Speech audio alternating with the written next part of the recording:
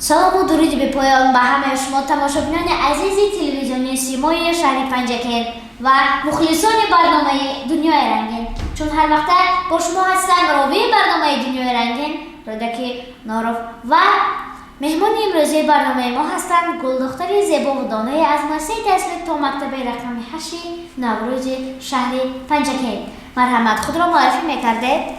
سلام و گرم و جشن به همه شمایان، با کارمندان سیما، با کودکان خوشم، به شمایان حالا من میکنم عرض و سپاس. خودم را به شمایان حالا میکنم شناس. نسب من شریف و نامم باشد نوربانو. حالا 6 ساله هستم، باغچه را دست می‌دارم. گروه ما تیاری، نامی گروه بنفشه. ما در باغچه نورس خرسند باشم همیشه. بعدی ختمی این باغچه همه رفتیم به مکتب، گرفته علم و دانش می‌یابیم کار و منصب. سپاس رحمت بگویید به معلمه مهربان، چون که آن کس همیشه بودن دلسوز مایان. ما از آن کس آموختیم حرف و هم رقم‌ها را، افسانه چیستان و پندهای نیاگان را. تشکر زیاد، احسان به شما. و شما می‌دانید که ما در کدام دولت زندگی میکنیم؟ بله، ما در جمهوری تاجیکستان زندگانی میکنیم. احسان، یگان شعر در وصف وطن عزیزمان تاجیکستان می‌دانید؟ تو زیبا دلربای تاجیکستان، مقدس بریمای تاجیکستان، مکان آب و زر همکانی ماده، بزرگ و رهنمای تاجیکستان. پرزیدنت جمهوری تاجیکستان کیست؟ اساسگزار صلح و وحدت ملی محترم امام علی رحمان میباشند. احسان، در وصف این ابرمرد بزرگ یگان شعر می‌دانید؟ بله.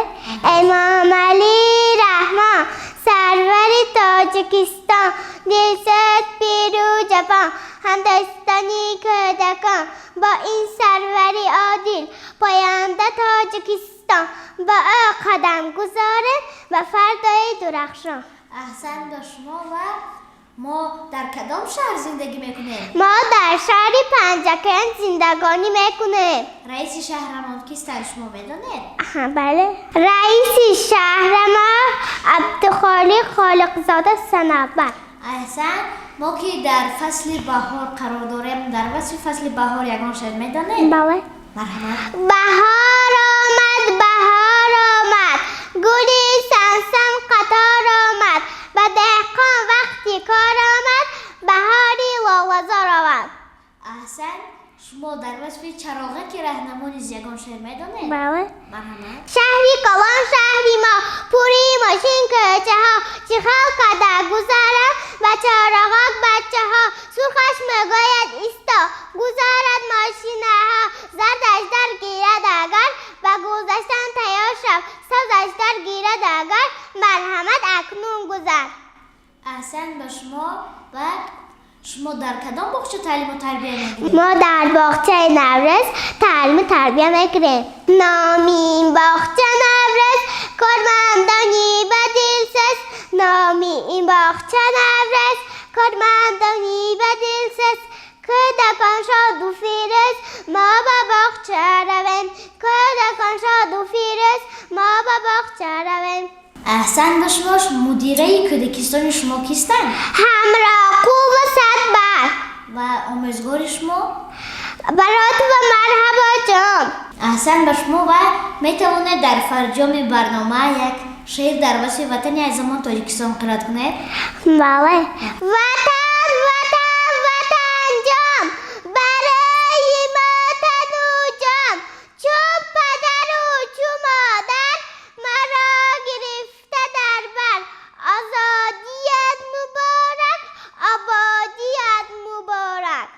احسان به شما. و بینندگان عزیز، اینجا میرسیم به فرجام برنامه. آیا فرزند شما نیز شعرچستانی زیاد میداند و مثل نوربانو مهارت زیبا قرائت کردن شعر را دارد؟ این برنامه معرفی‌گر استعداد آنهاست. سراغ ما شهر پنجکن، خیابان رودکی، بنای به نام لایق شعر علی. ошонаи сеюм телевизиони симои шаҳри Панҷакен. ва ё барои гирифтани маълумоти бештар ва иштирок дар барнома бо рақамҳои 92 732 8611 дар иртибот бошед. рақамҳоро бори дигар такрор мекунам: 92 732 8611. нурбону, шумо розӣ ҳастед ки бо ҳамроҳи хурдсолон як филми тасвирӣ тамошо кунем? бале.